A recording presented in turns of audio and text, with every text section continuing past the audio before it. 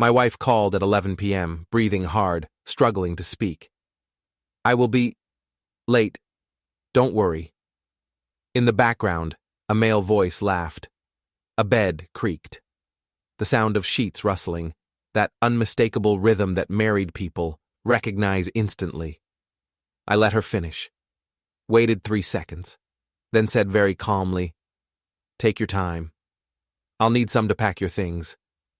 I hung up before she could respond. 30 minutes. That's all it took to dismantle 8 years of marriage. Before we dive deeper into this story, I have one small request. Please subscribe, drop a like, comment, and hit that hype button to boost this channel so more people can discover these incredible Reddit stories. The thing about working night shifts at a logistics warehouse is you learn efficiency. Every motion counts, no wasted energy, no second guessing. I grabbed 2 suitcases from the hall closet and moved through our bedroom like I was loading a delivery truck on a tight deadline. Her clothes went in first, dresses she wore to girls' nights that somehow required full makeup and expensive perfume. The lingerie I'd never seen her wear around me, still with tags on some pieces. Shoes I couldn't afford, but she'd bought anyway with our joint credit card, stacked in boxes she'd hidden in the closet. I wasn't angry, not yet. Anger is messy, clouds judgment, makes you do stupid things that lawyers use against you later. I was operational, clinical, moving with purpose. Bathroom next. Her makeup scattered across the counter like a crime scene. Expensive lotions, serums, face masks, whatever the hell she bought from those Instagram ads that promised eternal youth. I swept it all into a grocery bag, not caring if bottles broke. The framed wedding photo on the wall went into a box, glass facing down. I kept the frame. Threw away the picture of us smiling on a beach in Mexico back when I thought we were happy. My phone buzzed, Olivia calling back.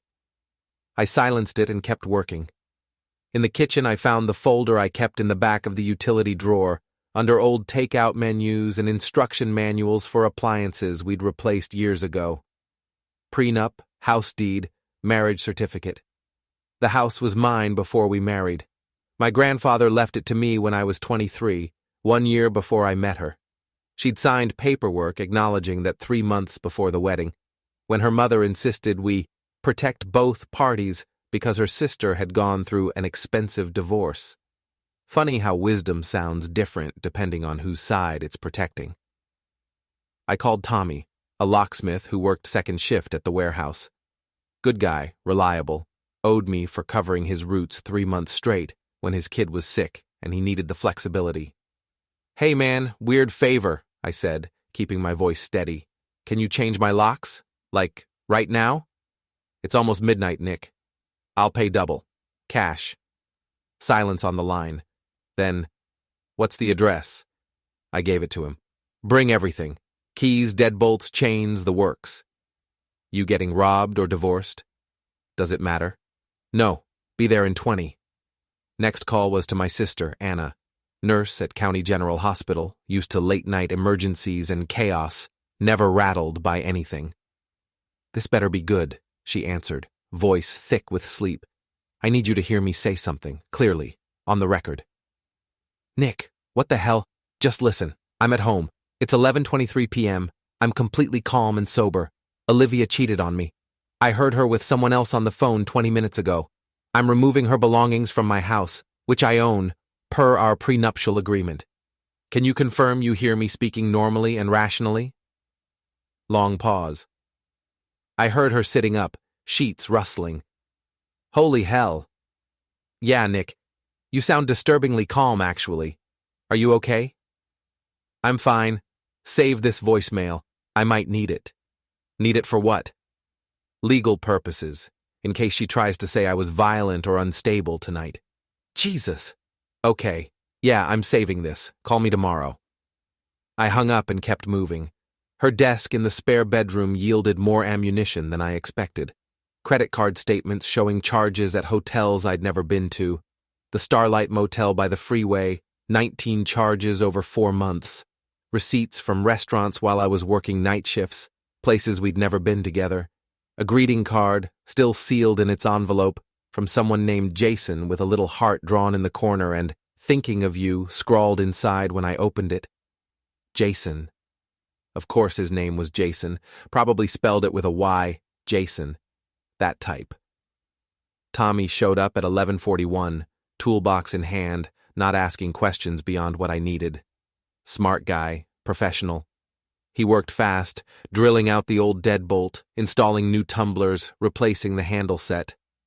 I carried boxes to the driveway while he worked, making trip after trip, my breath fogging in the cold November air. Our neighborhood was the kind where porches sagged and chain-link fences collected rust and old newspapers. Sodium streetlights buzzed overhead, turning everything yellow and sick-looking. The elderly woman next door was still awake, her TV flickering blue through thin curtains. She'd have a story for her book club tomorrow. The whole street would. By 11:55, 6 boxes and 2 suitcases sat on the cracked driveway, arranged neatly. Everything that proved she existed in this house, now waiting for her under that ugly streetlight like garbage bags on collection day. Tommy handed me 3 new keys on a ring. "Once I turn this last tumbler," he said quietly. "She's a guest at best, more like a trespasser." Perfect.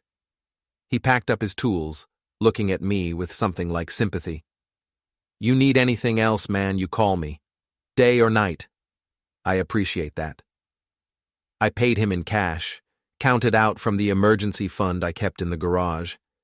He left without looking back, like he knew he'd just witnessed the opening scene of something that would get worse before it got better. I stood in the doorway, checking my phone. No calls since the one I'd ignored. She was probably panicking, trying to figure out how much I knew, what I'd heard, whether she could spin this into something forgivable. At 12:03 a.m., headlights swung into the driveway. Her car, that little sedan she'd insisted on leasing despite me explaining 3 times that we couldn't afford a $400 monthly payment. She parked behind the boxes, engine idling for a long moment like she couldn't process what she was seeing. The engine cut. Door opened. Olivia stepped out wearing clothes I didn't recognize, tight jeans that looked new, a low-cut top I'd never seen, hair still messed up from whatever she'd been doing, makeup smeared slightly around her eyes. She smelled like cologne when the wind shifted. Not mine.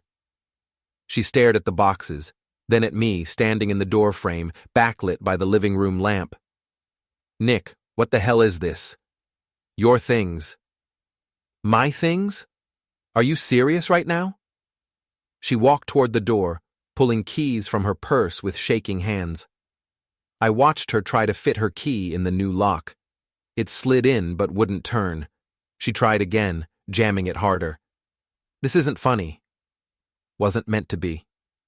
She looked up at me then, and I saw the calculation happening behind her eyes. The rapid scramble to figure out which lie would work, which version of tonight's events she could sell. "Baby, listen, I can explain. Gym closed early tonight?" "What?" "You said you'd be late at the gym. Emergency meeting with your manager, you said. Did they renovate the equipment room into a luxury suite? Install king-size beds?" Her face flushed red. "You're being ridiculous. Let me in. We can talk about this like adults." I pulled my phone out, opened the voice recording app where I'd saved the call, pressed play. Her own voice filled the quiet street, breathing hard, moaning softly. That male laugh in the background, deeper than mine, more confident. The bed creaking in a rhythm that built and built.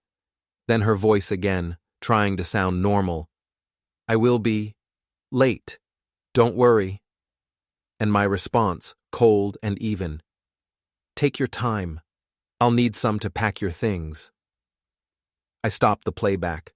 Olivia's face went white, then red, then something between fury and panic, her expression cycling through emotions faster than I could track them.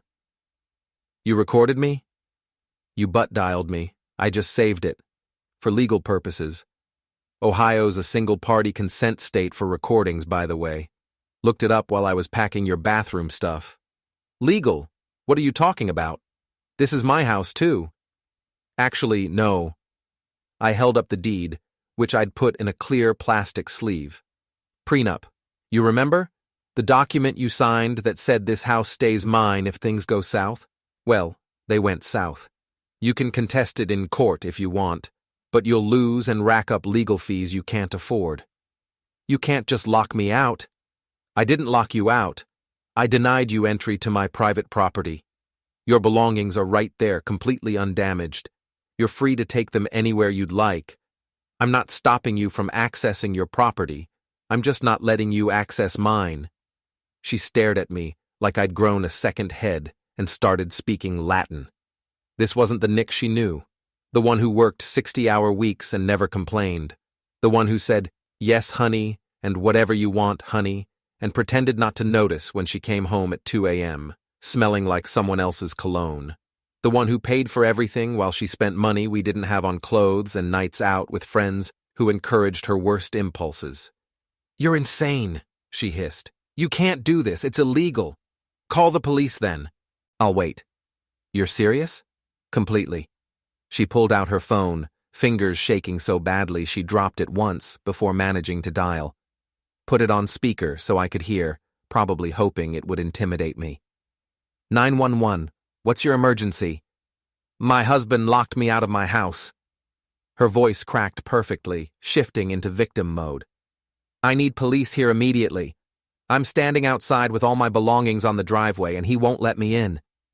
She gave the address, described the situation with just enough hysteria to sound convincing. Hung up, smiled at me like she'd won some kind of victory. You're about to look really stupid, she said. We'll see. 10 minutes later, 2 patrol cars pulled up, lights off, but presence intimidating.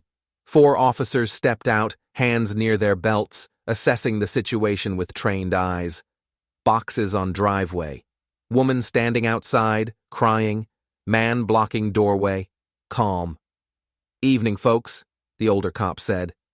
Name tag read, Williams. Gray hair, weathered face, the look of someone who'd responded to 1,000 domestic calls and could spot the truth in 30 seconds. What's going on here? Olivia jumped in first, voice cracking with manufactured tears. He locked me out. This is my home, and he changed the locks without any warning. I need to get inside. I need my things. He's being abusive and controlling. Williams looked at me. Sir? House is mine, I said calmly, pulling out my folder. Premarital asset. Here's the deed showing I owned this property before the marriage. Here's our prenuptial agreement where she acknowledged in writing that the house remains mine in the event of separation. She cheated on me tonight. I heard her with another man over the phone. I've removed her belongings from my property and placed them safely in the driveway, completely undamaged. I'm within my legal rights to deny entry to my private residence. I handed him the documents. He read them carefully with a flashlight, his partner checking both our IDs and running them for warrants or protection orders. Ma'am, Williams said after a long minute, according to these documents, the residence is his sole property. Your prenuptial agreement confirms this. He has the legal right to deny you access. But it's my home. I've lived here for 8 years. Not anymore, the younger cop said, voice almost sympathetic. Your belongings are present and undamaged. He hasn't destroyed your property or prevented you from taking it. This is a civil matter, not criminal. You'll need to handle property disputes through a lawyer. Olivia's phone rang, loud in the silence of the suburban street. She glanced at the screen. Panic flashed across her face. She tried to silence it quickly, but Williams had seen the name flash on the screen. Jason calling. Don't answer that, Williams said quietly. But her finger slipped, hit accept instead of decline. The voice came through the speaker before she could stop it. You coming back? A male voice, annoyed and impatient. Because I got work in the morning and I'm not staying up all night for this drama. She ended the call. Too late.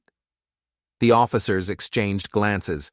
That look of understanding that passes between cops who've seen this situation play out 100 times. Williams handed me back my documents. Sir, keep records of everything. Every interaction, every text message, every conversation. Ma'am, I strongly suggest you collect your belongings and find somewhere else to stay tonight. If there's a dispute about property division or asset allocation, handle it through the proper legal channels. This is insane, Olivia shouted, dropping the victim act for pure rage. He can't just throw me out like trash. He didn't throw you out, Williams said, patience wearing visibly thin. He exercised his legal property rights. I'm sorry, but there's nothing criminal here. If you refuse to leave the property after being asked, then you're trespassing and we'll have to remove you. They got back in their cars, waited to make sure the situation didn't escalate. The message was clear. Collect your things and leave, or we'll arrest you for trespassing. The street fell quiet again except for the buzz of the streetlight and a dog barking 3 houses down. Olivia stood there, shaking, mascara starting to run down her cheeks in dark streaks. She looked at the boxes, at me, at her phone, at the police cars idling in the street. Where am I supposed to go? Not my problem anymore. Nick, please. Baby, please. I made a mistake. One stupid mistake. We can work through this. We can go to counseling. We can fix this. One mistake? How many hotel receipts should I show you? She froze. Yeah, I said. Found those too. 19 charges to the Starlight Motel over 4 months. This wasn't tonight's mistake, Olivia. This was months of mistakes. You just finally got caught. She tried calling Jason again. It went straight to voicemail. She tried twice more. Same result. He'd turned off his phone. I watched her call Mia, her best friend, the one who'd been encouraging this whole thing. No answer. Called 2 more numbers from her recent calls list. Nobody picking up at 12:30 a.m. for someone else's drama. Finally, she started loading boxes into her car, crying loudly, slamming the trunk lid over and over, making a production of it for the neighbors who'd started peeking through windows and curtains, playing the victim for an audience that would gossip about this for months. When the last box was crammed into her sedan, she turned back to me one more time. You declared war tonight, she said, voice low and venomous. You're going to regret this. No, I said. I ended a war I didn't know I was fighting. There's a difference. She got in her car, sat there for a long moment, crying, probably hoping I'd change my mind, come running out, beg her to stay. I went inside and closed the door. Her tires squealed as she peeled out, leaving black marks on the concrete, almost hitting a mailbox across the street. I locked the new deadbolt, checked the windows, leaned against the door. My phone buzzed. Text from her. You'll regret this. I promise you'll regret this. I typed back, good. I was tired of pretending we were on the same team. Then I blocked her number, blocked her on social media, blocked her email address. And finally, standing alone in my house, not ours, I let myself feel it. Not sadness, not heartbreak, not even anger anymore. Relief. Pure, clean relief. Like I'd been holding my breath underwater for months and finally surfaced. The warehouse looked different at 5 a.m. after you've blown up your entire life. Same fluorescent lights humming overhead, same diesel smell from the forklifts, same mountains of pallets stacked to the ceiling like industrial skyscrapers. But everything felt sharper now, clearer, like someone had turned up the contrast on reality.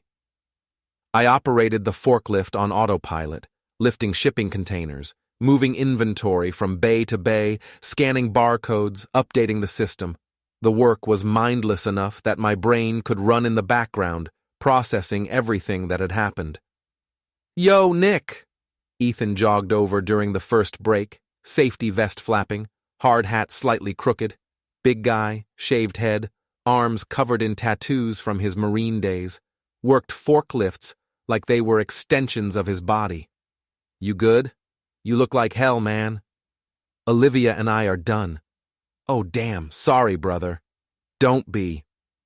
He studied me with sharp eyes that missed nothing. Ethan looked like a bouncer, but he was smart, observant, the kind of guy who saw through bullshit instantly. What happened? She was screwing someone else. I found out last night around 11. Kicked her out by midnight. Jesus Christ. You need anything? You got a place to crash if things get weird? I kept the house. It's mine. She's the one who needs to figure out where she's staying. Wait, you kicked her out? How'd you manage that?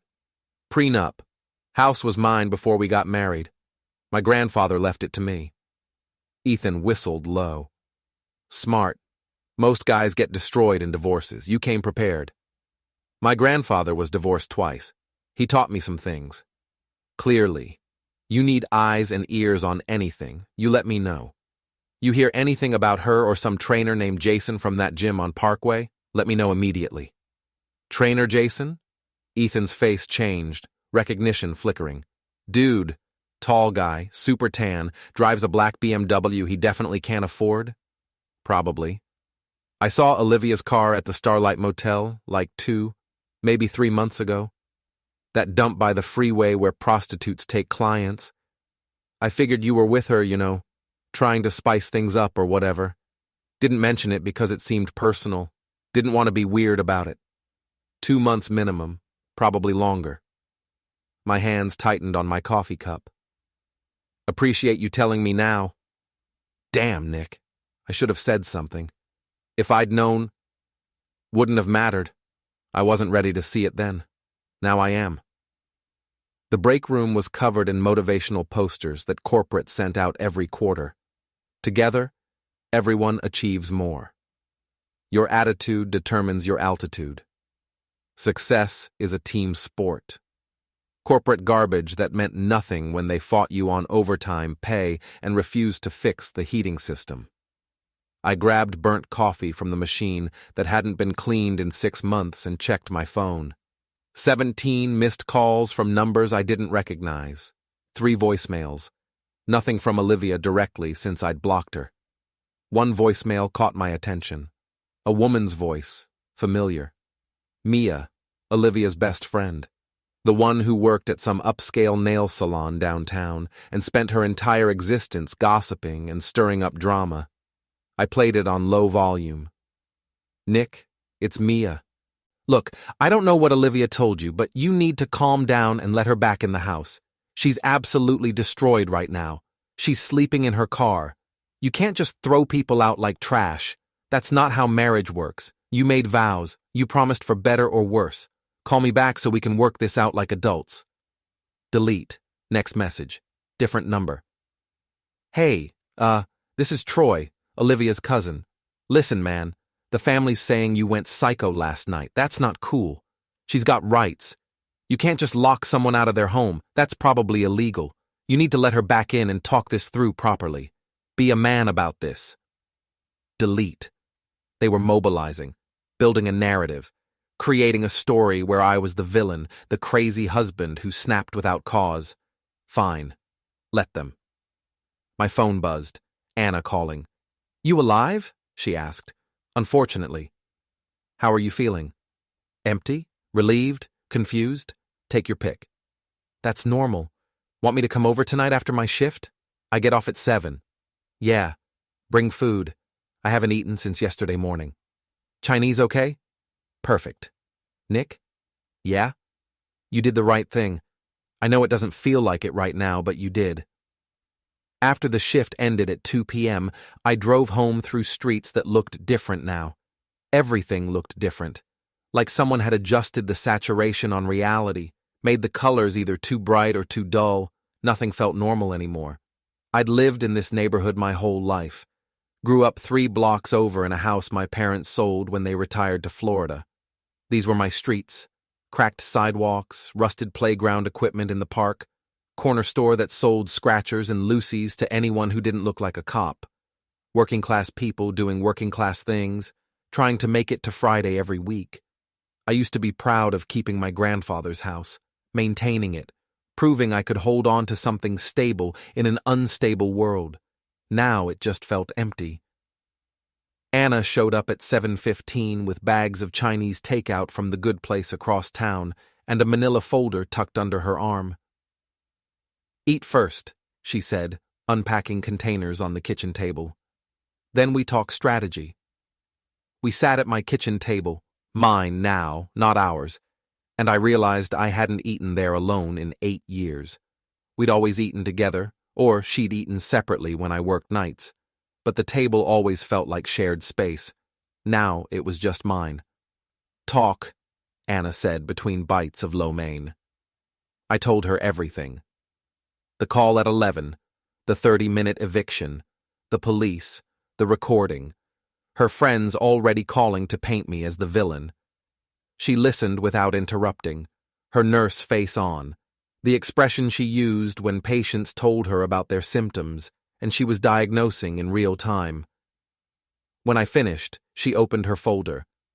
I called a family lawyer friend today during my lunch break, gave her the basic overview without using names. Here's what she said. Prenup is airtight if it was signed properly. House is yours if you owned it before marriage. Your recording is admissible in divorce proceedings in Ohio. Ohio is technically a no-fault divorce state, but infidelity still matters for asset division and spousal support determinations. You're in a very good legal position. She threatened me last night in a text. Said if I keep pushing, she'll claim I hit her. Anna's jaw tightened. Classic move. Oldest trick in the divorce playbook. Did you ever touch her in anger? Never. Not once in 8 years. Then she's playing with fire and she doesn't know it. False allegations leave evidence trails. Text messages, voicemails, contradictions, patterns. You document everything from here on out. Every single interaction. She's already spreading rumors. Her friends have been calling saying I went psycho. Let her. Seriously, let her run her mouth. The more she lies, the more rope she has to hang herself with later. People who lie compulsively always make mistakes. They contradict themselves, forget details, tell different versions to different people. It all comes out in court. Anna pushed a business card across the table. Lawyer's name is Patricia Morton. Call her Monday morning first thing. She's expensive, but she's brutal. Wins 90% of her cases. I pocketed the card. What else do I need to do? Bank accounts, credit cards. Anything joint needs immediate separation before she drains them out of spite. Already done. Went to the bank this afternoon before my shift. Moved my paycheck to a new individual account. Canceled all supplementary cards in her name. Anna smiled, proud. Good. You're learning fast. Most guys wait too long and get cleaned out. My phone lit up with a notification. A screenshot, forwarded from a number I didn't recognize. I opened it. Group chat, 5 participants. Olivia, Mia, and 3 other names I vaguely recognized from her endless girls' nights out that I'd funded without question. Olivia. I can't believe he's doing this to me. 8 years of marriage and he just throws me out like garbage.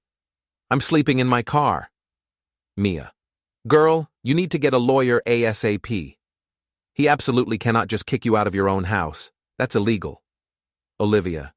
The house is technically his. We signed a prenup. God, I was so stupid to sign that thing. Mia. Doesn't matter. You lived there for 8 years. You have rights. Established residence. Make him pay for this. Olivia. He recorded me last night. The phone call with Jason. He has proof of everything. Mia. So what? He was probably controlling you emotionally for years. That's why you stepped out in the first place. You were escaping an abusive situation. Olivia. Exactly. He was always working.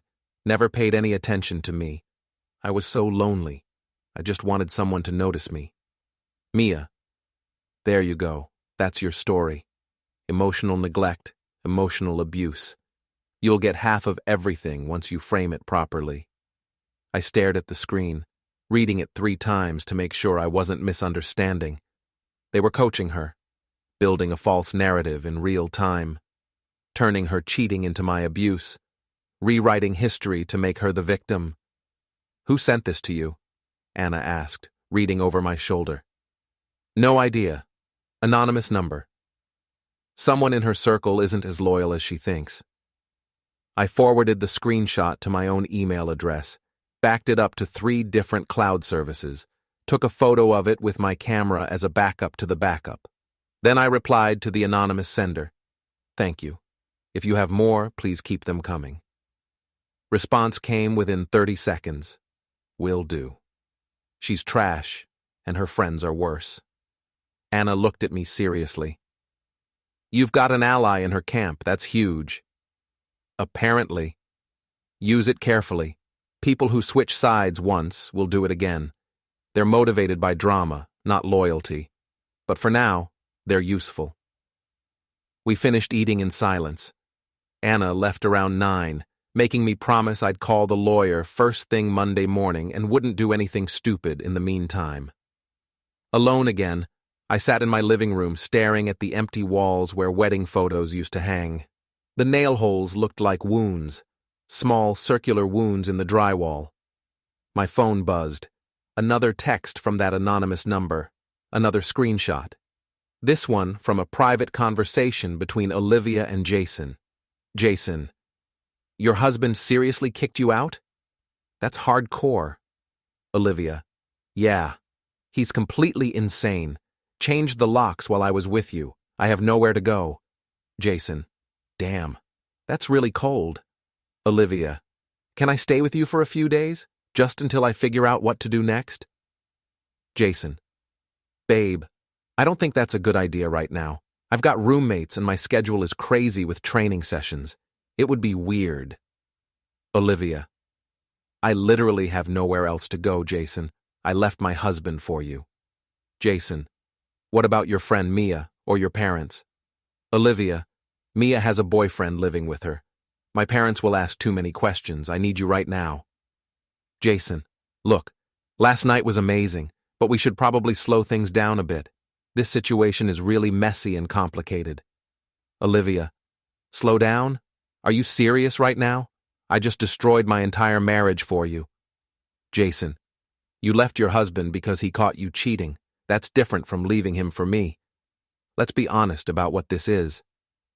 I read it 3 times, a cold smile spreading across my face. He was already backing away. The confident personal trainer was distancing himself now that she came with complications and baggage. She'd thrown away 8 years for a guy who was already ghosting her less than 24 hours later. I saved the screenshot, created a new folder on my laptop labeled Evidence Divorce, and started organizing everything systematically. Photos of receipts, screenshots of texts, the recording, bank statements, a timeline of events, contact information for witnesses, built a folder structure like I was organizing warehouse inventory, everything categorized and labeled. If she wanted war, she'd get it.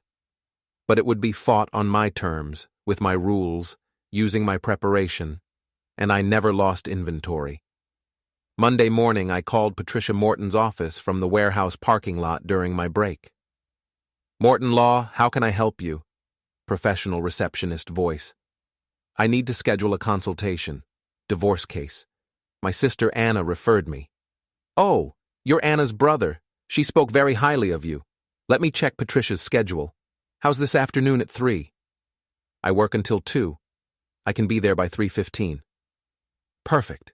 Bring all relevant documents, any prenuptial agreements, property deeds, financial records, evidence of infidelity, if applicable." "I have all of that." "Excellent. See you at 3:15. Her building was downtown, glass and steel and money, the kind of place where lawyers charged $400 an hour and had waiting rooms with leather furniture that cost more than my truck. I felt completely out of place in my work clothes. Carhartt jacket, steel-toe boots, jeans with a small oil stain on the knee. But I walked in anyway, shoulders back. The receptionist was friendly, led me back to Patricia's office after only a few minutes of waiting. Patricia Morton looked exactly like what I'd imagined when Anna described her. Mid-50s, sharp business suit, steel gray hair cut in a precise bob, glasses that probably cost more than my monthly mortgage. Her handshake was firm, her eyes evaluating. "Mr. Brennan," she said, "Anna spoke very highly of you. Please, have a seat." Her office had floor-to-ceiling windows overlooking downtown, Mahogany desk, diplomas from impressive universities on the walls, shelves full of legal books and case files. I sat in a leather chair that probably cost more than everything in my living room combined. "Let's not waste time," Patricia said, opening a fresh legal pad. "Tell me everything," I told her. The phone call, the 30-minute eviction, the police report, the prenup, the evidence I'd gathered, her threats to claim abuse. Patricia took notes in efficient shorthand, interrupting only occasionally to ask specific questions about dates, times, witnesses. When I finished, she leaned back and smiled. Not a warm smile, a predatory smile. "Your case is exceptionally strong. The prenup is solid, property rights are clear, you have documented evidence of infidelity, and she's already making mistakes by threatening false allegations in writing. You're in the best position I've seen in months. She's going to claim I abused her. Her friends are already coaching her. They always do. It's the nuclear option when they have nothing else. Have you ever struck her? Never. Threatened her verbally with violence? No. Destroyed her property? No. Everything I removed from the house is intact in her car. Good. Then it becomes her word against yours, and you have evidence of her character, her willingness to lie, and her premeditation. That destroys credibility in front of a judge." Patricia opened a folder. "Here's what we do. We file first. Establish the narrative before she can establish hers. Divorce petition citing adultery, request for enforcement of prenuptial agreement, no spousal support, clean property division per the prenup terms. How fast can this happen? If she cooperates and doesn't contest, 30 days after filing. If she fights every step, 6 months to a year. She'll fight. Then we make it expensive for her. Every frivolous motion she files, we counter with evidence and request sanctions for wasting the court's time. Every lie she tells, we document and use to destroy her credibility. Eventually, she runs out of money and emotional energy. They always do. What's your retainer? She slid a contract across the desk. I looked at the number and felt my stomach drop. $5,000 up front, with hourly rates after that. I know it seems steep, Patricia said, reading my expression. But I don't lose, Mr. Brennan. My win rate is 92%. You're not just hiring a lawyer. You're hiring someone who will ensure this doesn't destroy your life. I thought about my savings account, about what would happen if I tried to handle this myself against a liar with nothing to lose, about Olivia and her lawyer running circles around me in court while I fumbled through legal procedures I didn't understand. I'll have the money by Wednesday. Good. Bring it in, we'll file by Friday. In the meantime, I need you to document every single interaction with her. Record phone calls. Ohio is a single-party consent state, so you can legally record without informing her. Save every text message, every email, every voicemail. Screenshot everything before it can be deleted. Build an archive. Already started. She smiled again, that shark smile. You're going to be fine, Mr. Brennan. Better than fine. You're going to walk away from this with everything intact while she learns a very expensive lesson. I left her office feeling like I'd just hired a weapon. Tuesday evening, I went to the gym. Not mine. I couldn't afford a membership. Hers. The place she worked. Apex Fitness. It was one of those modern gyms with glass walls and motivational quotes in vinyl lettering everywhere. No pain, no gain. Stronger every day. Your body is your temple. The kind of place where people paid $70 a month to walk on treadmills they could buy for $500. But they needed the social aspect, the Instagram opportunities, the validation. I walked in wearing gym clothes I'd bought that afternoon at a discount store. Basketball shorts, plain t-shirt, cheap running shoes. Needed to look like a potential customer, not a vengeful husband on a reconnaissance mission. The girl at the front desk smiled with practiced enthusiasm. Blonde, early 20s, probably working here through college. Hi, welcome to Apex. Is this your first time? Yeah, thinking about joining. Wanted to check out the facilities first. That's perfect. Let me get one of our trainers to give you the full tour. She picked up a phone, paged overhead. Brad, please come to the front desk. Brad, to the front desk. While I waited, I scanned the main floor. Rows of treadmills along the windows, people jogging while watching mounted TVs. Free weight section in the back, where muscular guys grunted and dropped weights. Group fitness studio to the left, where some high-energy class was in session. And behind the main desk, a hallway that probably led to offices and private training rooms. "Hey there," a voice behind me, aggressively friendly. "I'm Brad. Ready to see what Apex is all about?" Brad was exactly what I expected. Mid-20s, tank top showing off sculpted arms, perfect teeth, hair styled with product, clipboard tucked under one arm. The kind of guy who posted gym selfies with captions about the grind. "Sure," I said. He walked me through the facility, explaining membership tiers, class schedules, equipment features. I pretended to listen while scanning faces, looking for two specific people. Found Olivia first. She was at the juice bar in the corner, blending something green for a customer. She wore the gym's branded tank top and tight leggings, hair in a high ponytail, makeup carefully applied despite it being a gym. Playing the part of the fitness professional, even though her actual job was glorified receptionist. She hadn't seen me yet. "And this is our nutrition bar," Brad said, gesturing proudly. "All organic, locally sourced ingredients. Fresh smoothies, protein supplements, energy bars. Members get 10% off everything." I nodded, watching Olivia laugh at something the customer said, touching his arm lightly. Same flirtatious moves she used to use on me back when we first met, back when I thought I was special instead of just convenient. Then I saw Jason. He was in the free weight section, spotting someone on bench press. Tall, deeply tanned, muscles on muscles, wearing compression gear that showed off every definition.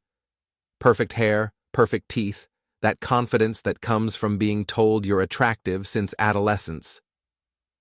"That's Jason," Brad said, following my gaze. "One of our absolute best trainers, really popular with clients, has a waiting list for his schedule going out to next month." "I bet he does. Want to meet him? He sometimes has openings for new clients if he really connects with someone." "No thanks. Just browsing today." Brad finished the tour, walking me past locker rooms and studios, and a sauna that looked like it cost more than my truck. Quoted me prices that were absurd for someone making warehouse wages, handed me a glossy brochure with photos of attractive people pretending to work out. I thanked him and walked toward the exit. That's when Olivia spotted me. Her face went white. The shaker bottle she was holding clattered onto the counter, bouncing, spilling green liquid everywhere. I didn't acknowledge her, just kept walking like she was invisible, like she didn't exist. Outside, I sat in my truck in the parking lot across the street and waited, engine off, windows cracked. 45 minutes later, Jason walked out with a woman. Not Olivia. Someone younger, maybe mid-20s, wearing yoga pants and a sports bra that showed off her figure. They stood close, his hand on her lower back, both of them laughing. She gave him a hug that lasted too long, her body pressed against his. I took 3 photos with my phone. They got in separate cars and left in opposite directions. I waited another 20 minutes. Olivia came out next, alone. She walked quickly to her car, head down, shoulders hunched, got in and just sat there. I could see her through the windshield in the glow of the streetlight. She was crying, face in her hands, shoulders shaking. Part of me felt something. Not quite sympathy, more like recognition of pain. But mostly, I felt nothing. My phone buzzed. Text from the anonymous number that had been feeding me information. "You came to the gym. Ballsy move." I looked around the parking lot. Didn't see anyone obviously watching. I typed back, "Just seeing where she works. Who are you?" Someone who works here too. Someone who's completely sick of Jason's games and his victims. Why help me specifically? Because he did the exact same thing to me, and I'm tired of watching him ruin lives like it's a hobby. Can we meet in person? O'Brien's Bar. Tomorrow night, 9 p.m. Come alone. I'll explain everything then. I agreed and drove home, mind racing through possibilities and scenarios. An inside source. Someone with access to the gym, to their schedules, to their conversations. Someone with a grudge against Jason and reasons to want him destroyed. That was leverage I hadn't expected. That was ammunition. O'Brien's Bar was in the warehouse district, tucked between a closed factory and an auto repair shop.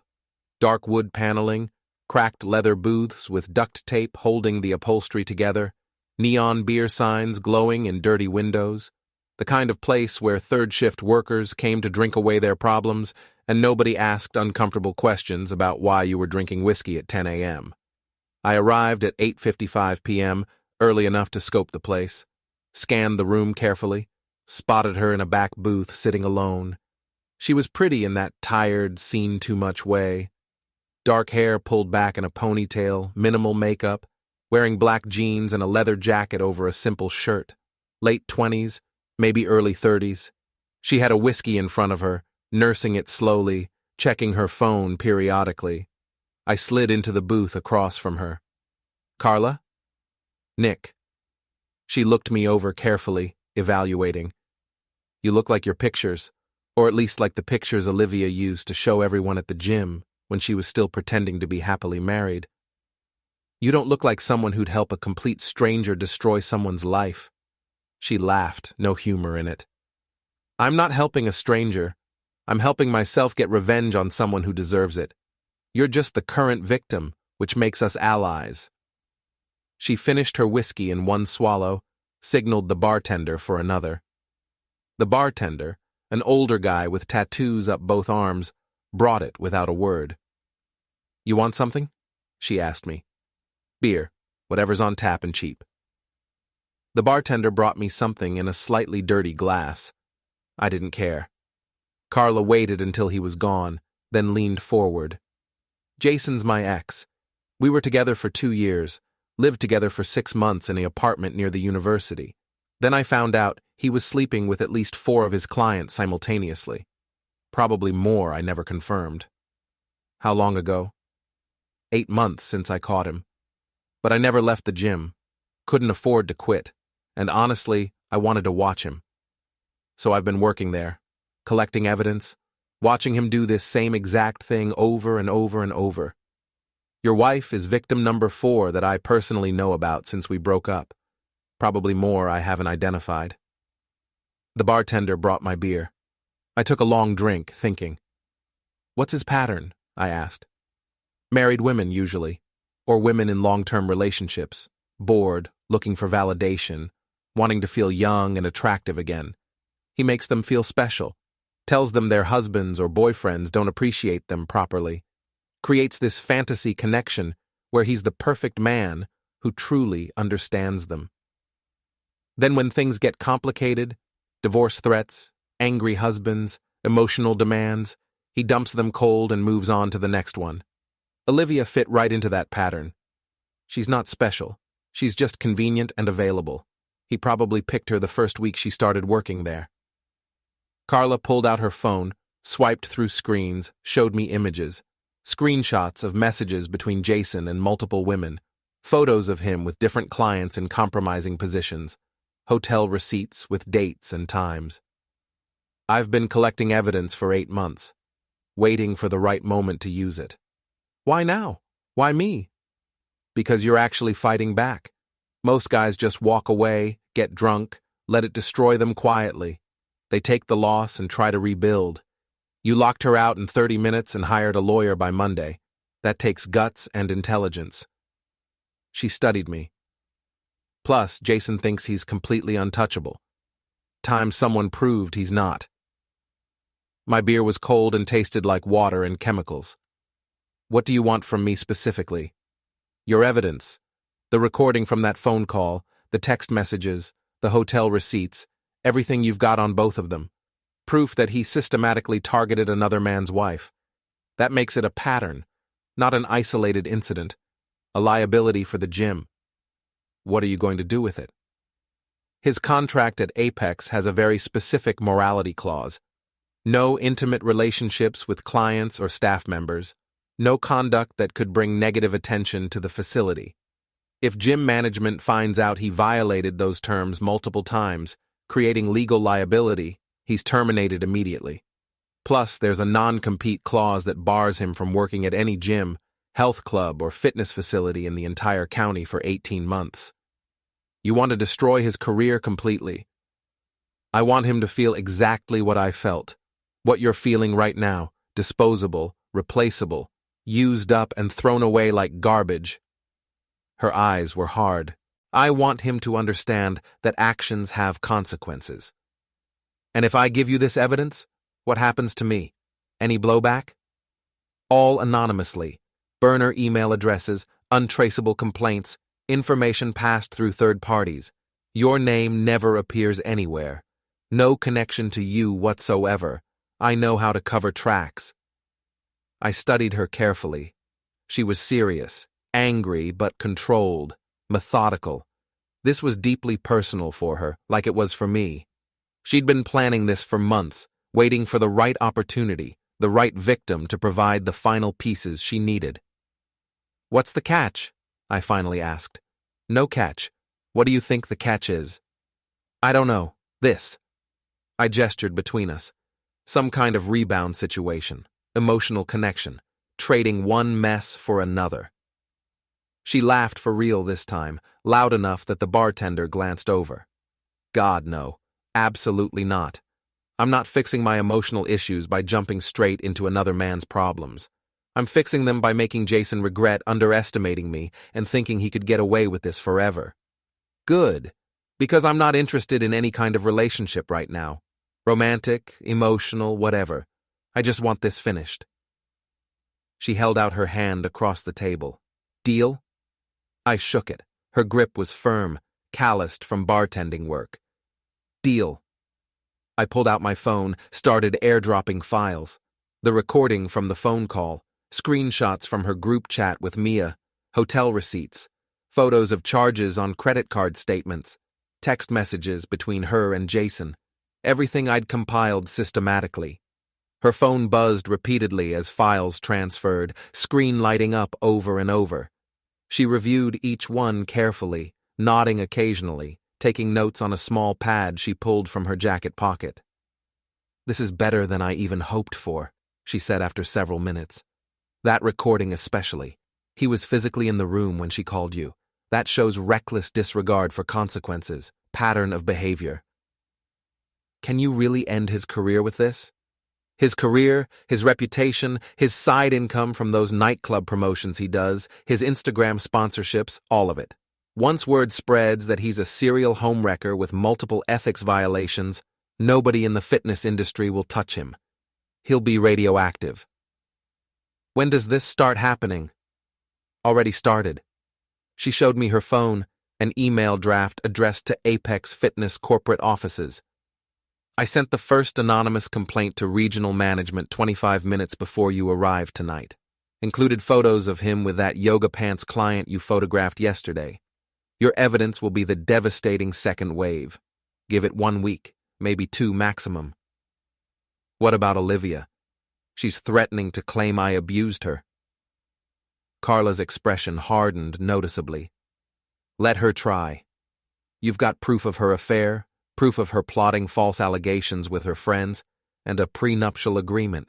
She's got nothing but lies and manufactured tears. Lies can stick sometimes, ruin reputations. Not if you control the narrative properly. You've got a lawyer now. You've got documented evidence. You've got me feeding you real-time information from inside their world. Stay smart, don't swing first at anything, and just let them bury themselves with their own mistakes. They're already doing that." "Good. That's good." She stood up, dropped cash on the table for her drinks. "I'll keep you updated constantly. Jason brags when he drinks, especially here. I hear absolutely everything. I really appreciate this. Don't thank me yet. Thank me when he's unemployed and she's homeless, and they both understand what they destroyed." She walked toward the door, stopped halfway, turned back. One more thing you should know. Jason gets aggressive when he's cornered. I mean physically aggressive, not just verbally. He put a hole in my apartment wall when I confronted him about the cheating. Never hit me directly, but came close. Watch yourself. I will. Good luck, Nick. She left. I sat there for another 10 minutes, nursing the terrible beer, thinking through scenarios and outcomes and possibilities. I had evidence. I had an ally inside Jason's world with access and motivation. I had legal positioning through Patricia. I had financial control. I had Olivia's own words plotting against me. What I didn't have was emotional closure. But that was fine. Revenge doesn't run on feelings. It runs on preparation and patience. The bank lobby smelled like air conditioning and bad decisions. I sat across from the account manager, a woman named Helen who'd handled my grandfather's accounts for 30 years. You want to remove Olivia from all accounts, she confirmed, typing. Yes, joint checking, savings, credit cards. Remove her as authorized user, freeze her cards, transfer any funds to my new individual account. Helen looked at me over her glasses. This is divorce-related? Separation. Prenups in effect. I'll need documentation. I handed her copies. She reviewed them, nodded, kept typing. It'll take 24 hours for the cards to freeze. The account transfers will be immediate. Perfect. She'll be notified by mail. I'm aware. Helen processed everything with professional efficiency. No judgment, no personal questions, just paperwork and signatures. When I walked out 30 minutes later, Olivia's access to our money was gone. Next stop, Patricia Morton's law office. The building was nicer than I expected. New construction, glass doors, potted plants that looked expensive. I felt out of place in my work boots and Carhartt jacket. Patricia's office was on the 3rd floor. Her receptionist led me back immediately. Patricia Morton looked like she ate opposing counsel for breakfast. 50-something, sharp suit, steel gray hair, expression that suggested she'd seen everything twice.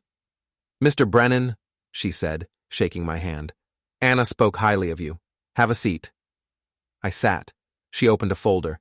I've reviewed the materials you sent. Prenup, deed, evidence of infidelity. Your position is strong. She's threatening to claim I abused her. Patricia didn't flinch. Common tactic. Hard to prove, harder to disprove. That's why documentation matters. She pulled out a legal pad. Have you ever hit her? No. Threatened her? No. Any witnesses to arguments that could be twisted? None that I know of. Good. Now she'll likely file for spousal support, claim economic hardship, paint you as controlling. How do we counter? I have her texts admitting to the affair. I have her friends coaching her to lie. I have proof she's been cheating for months, spending money we didn't have, and planning to manipulate the system. Patricia smiled. Cold and calculating. That's a solid defense.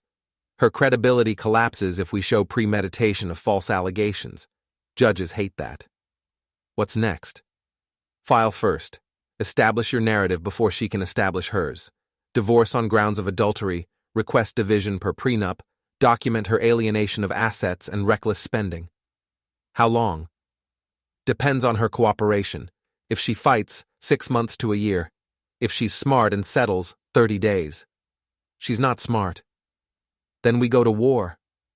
Patricia spent the next hour outlining strategy, restraining orders if she harassed me, subpoenas for her phone records if needed, character witnesses from my work.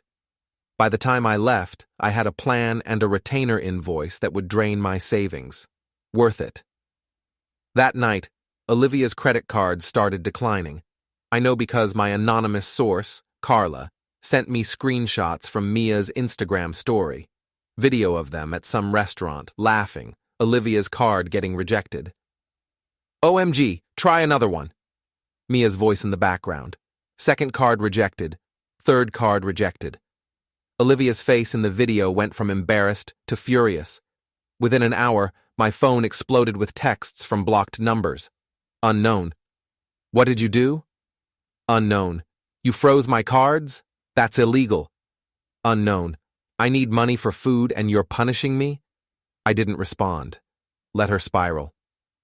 Next morning, she showed up at the warehouse. Security called me to the gate at 10 a.m. There's a woman here demanding to see you. Says she's your wife. Ex-wife. Don't let her in. Copy that. But I went to the gate anyway, stayed on my side of the fence. Olivia stood in the visitor parking area, arms crossed, face red. You froze my accounts, she shouted across the chain link. I removed you from my accounts. There's a difference. I have bills. I need my car payment, my phone, Should have thought about that before you upgraded to a personal trainer with a financed BMW. You're going to regret this, Nick. I talked to a lawyer. You can't just cut me off financially. That's abandonment. Ohio's an equitable distribution state. You're not entitled to my income during separation, especially with a prenup and proof of adultery. But please, bring your lawyer. Mine's excited to meet them. Her face went white. You hired a lawyer? Filed this morning. You'll be served by Friday. For what? Divorce, citing adultery, requesting enforcement of prenuptial agreement, 0 spousal support. She stared at me like I'd slapped her. You're serious? Completely. Nick, please. Baby, we can fix this. I made a mistake. I was confused. I was lonely. Save it for your lawyer, or Jason, or whoever you're living with now. I'm living in my car. That's unfortunate. Her eyes filled with tears. Real or fake, I couldn't tell anymore. You're really going to destroy me over one mistake?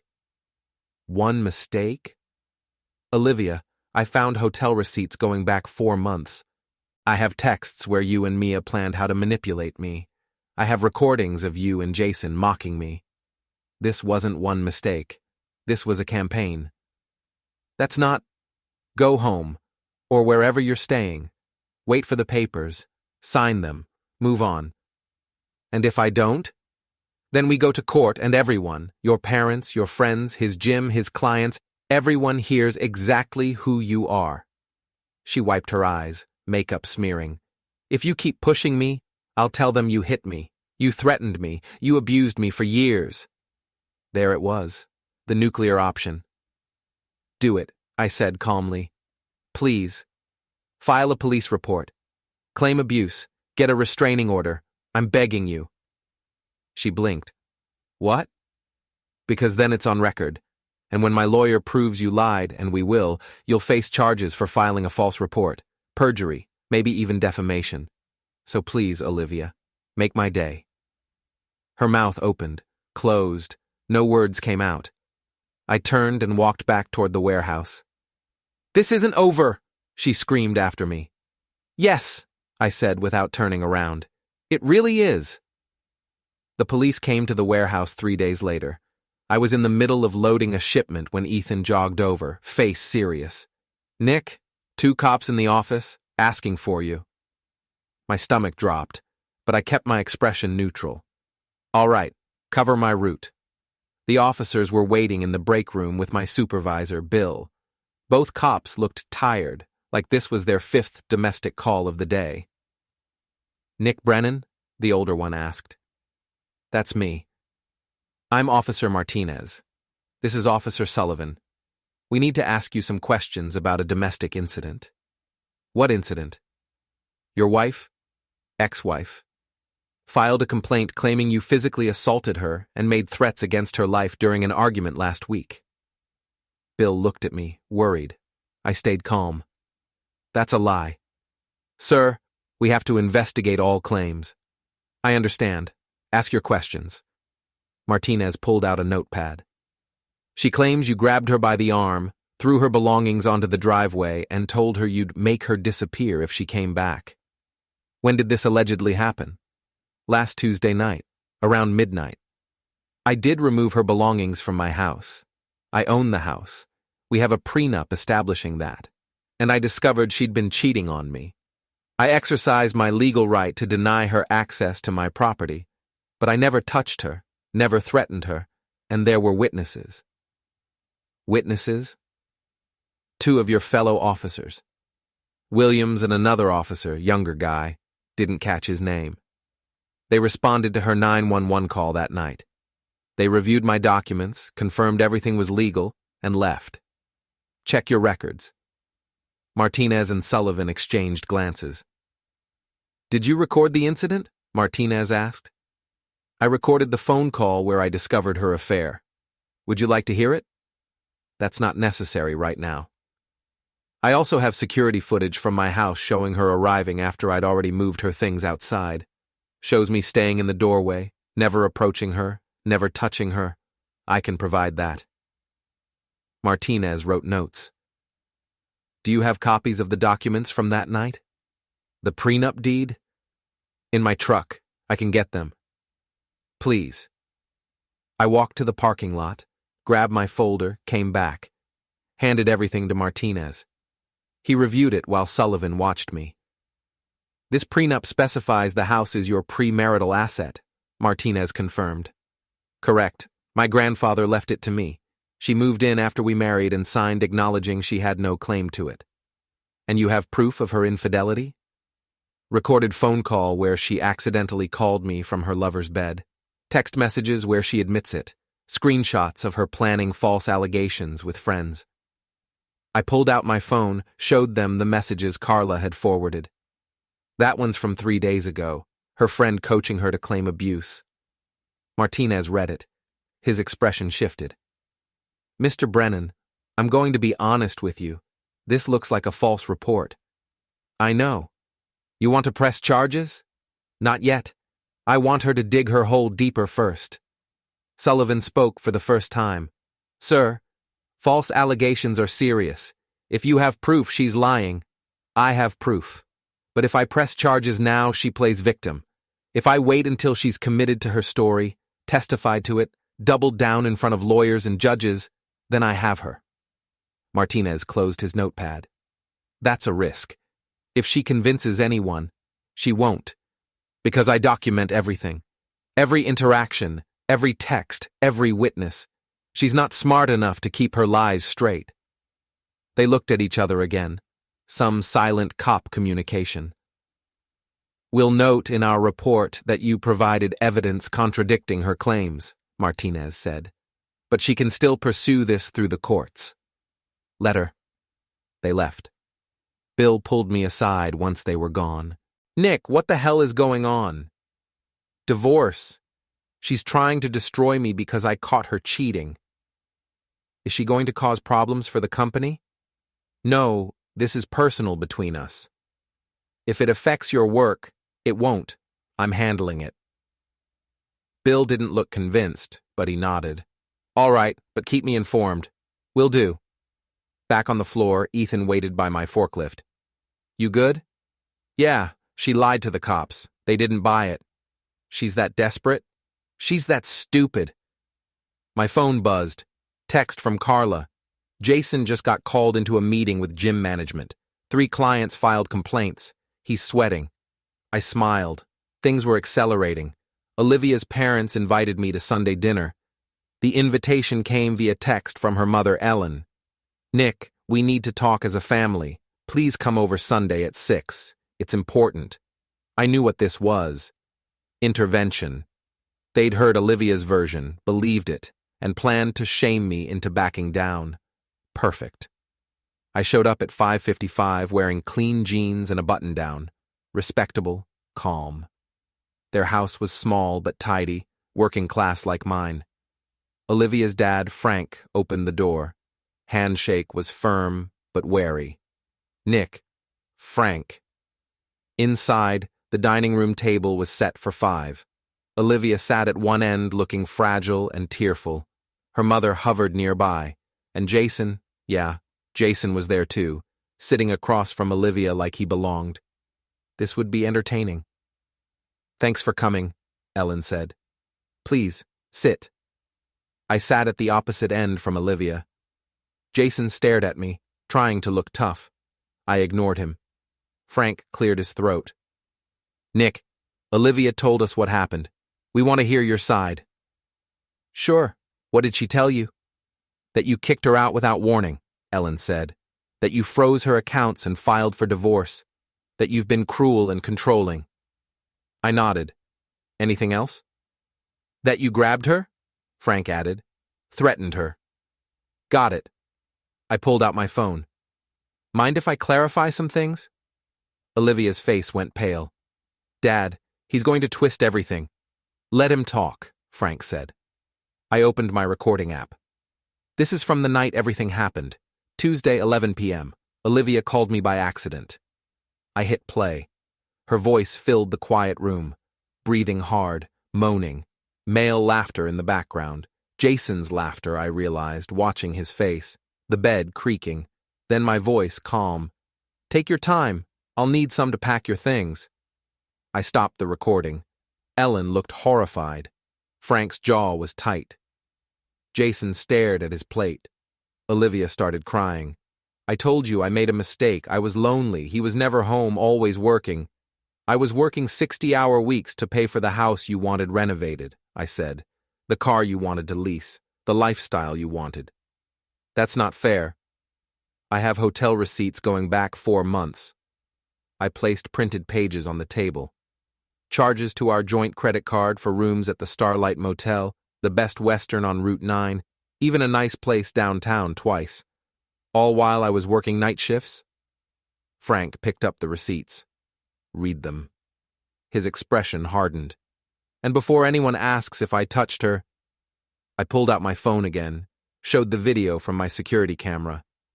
This is from that night. Shows me standing in the doorway while she tries her key. Shows her calling the police. Shows me never approaching her, never touching her. 2 officers confirmed everything was legal. Ellen wiped her eyes. Olivia, you said he threw you out violently. He did. The police report says otherwise, I interrupted. And if you want to claim I threatened you, explain this. I showed them the screenshots of her group chat with Mia, where they discussed making up abuse allegations. Frank read them. His face went dark red. You were planning to lie about him? Dad, no, that's taken out of context. It's word for word, I said. Mia telling you to claim emotional abuse. You agreeing to say I controlled you. There's no context that makes this okay. Jason finally spoke. Look, man, emotions were high. People say things. You don't get to talk, Frank snapped at him. You're sleeping with a married woman and sitting at my table like you're part of this family? Jason shut up. Ellen looked at Olivia. Is any of what he's saying untrue? Olivia sobbed. I made mistakes, okay? But he's ruining my life over it. You ruined your own life, I said. I just stopped participating in it. You froze my money. I can't even eat. I removed you from my accounts funded by my paycheck in my name for my household. We have a prenup. You're not entitled to my income. But we're married. Not for long. Frank stood up, looked at Olivia, then at Jason, then at me. Nick, I apologize. We heard one side and you assumed I was the villain because she cried and told you I was. That's normal, but now you know. Ellen was crying now, too. Olivia, how could you? Mom, please. We raised you better than this. To cheat, to lie, to try to destroy a good man's reputation. He wasn't perfect either. He was working, Frank shouted. He was keeping a roof over your head, and you thanked him by... He couldn't finish. Jason stood up. I think we should go. Sit down, Frank growled. Jason sat. Frank turned to him. You're a personal trainer? Yeah. At Apex Fitness? Yeah. Does your boss know you're sleeping with clients? Jason's face went white. I'm not. Save it. You're about to lose that job, and everyone here knows it. Silence. Olivia looked at me, mascara streaked. Are you happy? You've turned everyone against me. I didn't turn anyone. I just showed them who you are. She stood, grabbed her purse. I can't believe you're all taking his side. We're not taking sides, Ellen said quietly. We're looking at facts. Olivia stormed toward the door. Jason followed. Before they left, Frank said, Olivia, don't come back here until you apologize to Nick and figure out who you want to be. The door slammed. I sat there with Olivia's parents in heavy silence. Finally, Ellen spoke. Nick, I'm so sorry. It's not your fault. We should have known something was wrong. She's a good liar. I didn't know for months. Frank rubbed his face. What happens now? Divorce. She signs. We split per the prenup. We move on. And if she doesn't sign? Then my lawyer makes her life very difficult until she does. Frank nodded. For what it's worth, you deserved better. I know. I left their house at 7:30, drove home in silence. My phone buzzed. Text from Carla. Jason got fired, effective immediately, non-compete clause activated. Another text. Olivia's friends are posting vague Instagram stories about how you never really know people. They're distancing from her. I parked in my driveway, looked at my quiet house. Everything was collapsing for them, exactly as planned. Things fell apart faster after that. Within a week, Jason was blacklisted from every gym in the county. His Instagram followers, built on fitness influencer nonsense, started dropping when word spread about his ethics violations, the nightclub where he promoted cut ties. Olivia, meanwhile, was couch surfing. Mia let her crash for 3 days before kicking her out. She tried 2 other friends. Neither lasted a week. I know because Carla kept me updated. Her sources inside their social circle were feeding her everything. She's burning bridges everywhere, Carla said over the phone one night, asking for money, demanding places to stay, blaming everyone else for her problems. And Jason? Avoiding her. He's trying to rebuild his reputation, distance himself from the scandal. She's toxic now. Good. There's something else, Carla said. Jason's planning something. I heard him talking to a buddy at the bar. Something about getting evidence from your work. Evidence of what? He didn't say. But he sounded desperate. I thought about it. My warehouse. He thinks I have documents there. Evidence stored somewhere they can destroy or steal. Would you? No. But he's not smart enough to know that. You should be careful. I'm always careful. 2 nights later, my instinct proved right. Ethan called me at 11 p.m. Nick, you need to get to the warehouse, now. What's wrong? Security cameras picked up movement in your section. 2 people. They broke in through the loading dock. Call the police. Already did.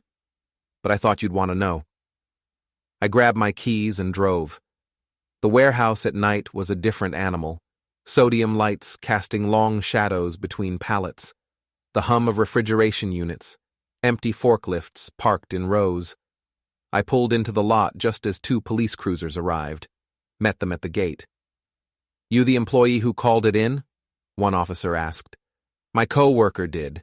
I'm Nick Brennan. This is my section they broke into. Security met us at the entrance, pulled up camera footage on his tablet. Clear images of 2 people forcing open the loading dock door, moving through the warehouse. Olivia and Jason. You know them? The officer asked. My ex-wife and her boyfriend. I'm going through a divorce. They must think I'm storing evidence here. Evidence? Of her infidelity. I'm not. But they're desperate enough to try. We entered the building. Officers had flashlights, moved tactically. I led them to my section, heard noise before we got there, crashing, shouting. Police! Show yourselves! Olivia shrieked. Jason swore. We found them in my locker area. Jason had pried open my locker with a crowbar. Olivia was rifling through my stuff, work gloves, spare boots, a jacket. Hands where we can see them, an officer ordered. They both froze. Jason dropped the crowbar, put his hands up. This isn't what it looks like. Looks like breaking and entering, the officer said. Turn around. Hands behind your back. Wait, no, we just... They were cuffed quickly. Read their rights. Olivia was crying, makeup running, wearing the same clothes she'd been wearing for 2 days probably. Nick, please, she begged. Tell them it's a misunderstanding. It's not a misunderstanding, I said. You broke into my workplace looking for evidence to use against me in the divorce. We just wanted to destroy anything that makes you look bad, except I don't keep that stuff here. It's in 3 different places you'll never find. The officers searched them, found Jason's phone with Notes app open, a list, Nick's locker, office desk, manager files. Premeditated, one officer said. That's felony burglary. Jason's face went pale. Olivia sobbed harder. Security showed the officers more footage, Jason forcing the door, Olivia acting as lookout, both entering restricted areas, Jason using the crowbar to damage company property. Who wants to press charges? The officer asked. Security looked at me. Company policy is to prosecute. Then do it, I said. Nick, no, Olivia screamed. You can't do this. I'm your wife. Ex-wife, and yes, I can. They were walked out in handcuffs. Jason tried to look tough, failed. Olivia was hysterical, begging, saying she'd sign any divorce paper I wanted. Too late for that. After they were gone, Ethan appeared. You good? Yeah, thanks for the heads up. No problem. That's what you get for dating a gym rat. I almost smiled. Apparently. Security handed me an incident report to sign. They'll be charged with breaking and entering, vandalism, attempted theft. This'll go to court. Good. I drove home at 2 a.m., adrenaline fading, exhaustion settling in. My phone buzzed. Carla, I heard. You okay? Fine. They walked right into it. Jason's an idiot. Yeah, but a desperate idiot is dangerous. Not anymore. His bail's going to be steep, and Olivia has no money. She'll call her parents. Already did. Frank told her to figure it out herself. I pulled into my driveway, sat in the truck for a moment. It was almost over. They were almost broken. Just one more move. The preliminary hearing was set for Thursday morning. Small courtroom, nothing fancy. Olivia had managed to scrape together a lawyer, some guy who looked fresh out of school and overmatched. Patricia Morton sat next to me, calm and predatory. Remember, she said quietly. Let them talk. Let her lawyer present his case. We'll tear it apart after. Olivia sat across the room with her lawyer. She'd tried to clean up, wore a conservative dress, minimal makeup, playing the victim. Jason wasn't there. He'd been released on bail but was dealing with his own legal issues. The judge entered. Everyone stood. Let's keep this brief, Judge Carey said. This is preliminary mediation for dissolution of marriage. Mrs. Brennan, you're contesting the terms of the prenuptial agreement? Olivia's lawyer stood. Yes, Your Honor. We believe the prenup was signed under duress and doesn't reflect the equitable reality of the marriage. Duress? My client was pressured to sign days before the wedding. She had no independent legal counsel. She didn't understand. Patricia stood. Your Honor, the prenup was signed 3 months before the wedding. Mrs. Brennan had ample time to review.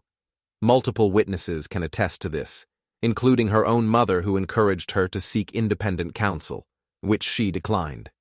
The judge looked at Olivia.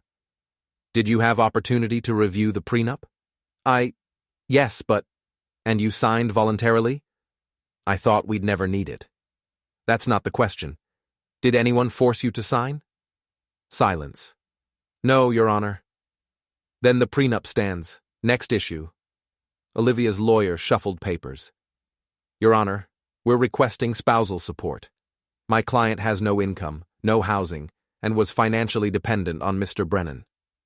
Mrs. Brennan is employed, Patricia said. She works at Apex Fitness. Additionally, she has marketable skills and is capable of self-support. Furthermore, the marriage dissolved due to her admitted infidelity, which Ohio courts consider in spousal support determinations. Admitted infidelity? Judge Carey asked. Patricia handed up documents. Recorded evidence, text messages, witness statements. All confirm Mrs. Brennan engaged in an extramarital affair for approximately 4 months prior to separation. The judge reviewed them. Her expression didn't change, but something flickered in her eyes. Mrs. Brennan, is this accurate? Olivia looked at her lawyer. He nodded slightly. I made mistakes, she said quietly, but that doesn't mean I should be left with nothing. The prenup specifies exactly what you're entitled to, Judge Carey said. which, according to this, is nothing. You waived all claims to Mr. Brennan's pre-marital assets and agreed to no spousal support in the event of dissolution due to infidelity. But, Your Honor, do you dispute the infidelity? Silence. Mrs. Brennan? No. Then we're done here. The prenup is enforced. No spousal support. Assets remain with Mr. Brennan as specified. You have 30 days to finalize signatures and file the decree. Olivia's lawyer tried to object. The judge shut him down. Unless you have evidence that the prenup was fraudulent or signed under actual duress, not regret, this ruling stands. Your Honor, my client has nowhere to live. That's a personal matter, not a legal one. Court adjourned. The gavel hit. Olivia sat frozen. Her lawyer packed his briefcase, whispering to her. She nodded numbly. Patricia and I left the courtroom. That's it? I asked. That's it. She'll sign within a week. She can't afford to drag this out. And the criminal charges? Jason's looking at probation minimum, maybe county jail time depending on his priors. Olivia will probably get probation and restitution for the warehouse damages. So no prison. Not for this, but her reputation's destroyed. That's worse than prison in some ways. Patricia was right. Over the next 3 days, I watched from a distance as Olivia's life finished collapsing. Her Instagram went private after too many comments about the arrest. Mia and her other friends stopped tagging her in posts. She got fired from the gym, not for the affair, but for the arrest and negative attention it brought. Jason moved back in with his parents 2 states away, fleeing the wreckage, and Olivia signed the divorce papers. Patricia called me Wednesday morning. It's done. She signed everything. 30-day waiting period, then it's final. That easy? She's out of options, no money, no support, no leverage. She took the only path left. I hung up, sat in my living room, nobody else's, and felt nothing. No triumph, no satisfaction, just quiet. My phone buzzed, text from Carla. Heard she signed. Congrats. Thanks. Couldn't have done it without you. Sure you could have. I just sped things up. What now? Now I rebuild. Good. You deserve that. I looked around my empty house, walls still bare where wedding photos used to hang, furniture that needed replacing, a life that needed filling. But it was mine. 4 weeks after the divorce finalized, Olivia left town. I heard through Carla that she'd moved back in with her parents temporarily, then found a tiny apartment 3 hours away. New city, new job, fresh start attempt. Jason disappeared from social media entirely. Last I heard, he was working construction somewhere, trying to stay under the radar. Their reputations in this town were cooked. I ran into Mia once at a gas station. She saw me, looked away, pretended she hadn't. I didn't push it. She'd picked her side and lost. That was enough. Ethan and I kept working together, kept the shifts moving. He never brought up Olivia unless I did. Good friend like that. Anna called every week to check in, made sure I was eating, sleeping, not spiraling. I wasn't. I'd processed it all during the war. Now I just existed in the aftermath. One Saturday, I drove to my grandfather's grave. Hadn't been in years. Stood there looking at the headstone. Simple, plain. His name and dates. Kept the house, Gramps, I said to the stone. Almost lost it, but I kept it. Wind moved through the cemetery trees. Cold October air. She tried to take everything. But the prenup held. The one you told me to get when I said I was getting married. You were right. I stood there 10 more minutes. Said nothing else. Just stood. Then I left. 3 months later, I was loading pallets when my supervisor, Bill, came over.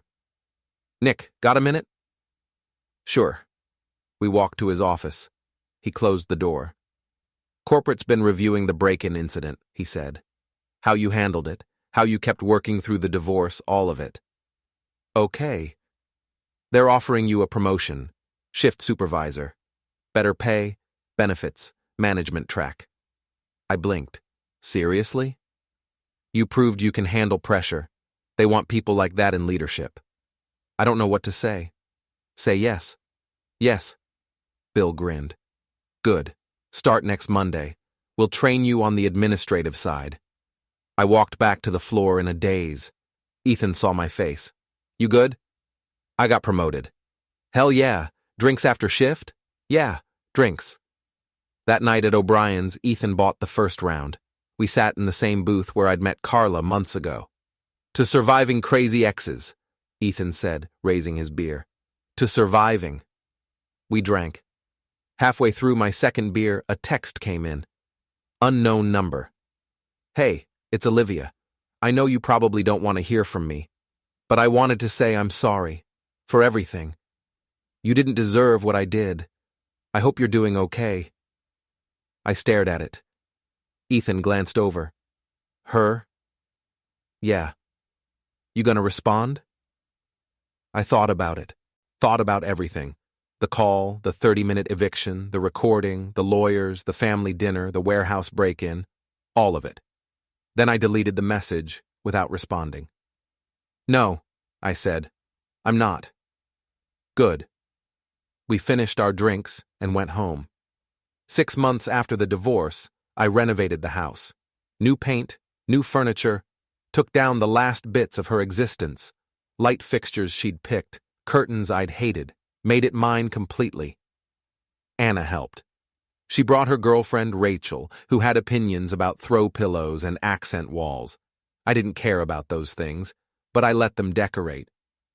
Looks good, Anna said when we finished. Feels like a new place. That's the point. Rachel was arranging flowers on the kitchen table. You seeing anyone yet? No. Want to? Eventually. Not yet. Fair enough. That night, after they left, I sat on my new couch in my repainted living room and felt something I hadn't felt in years.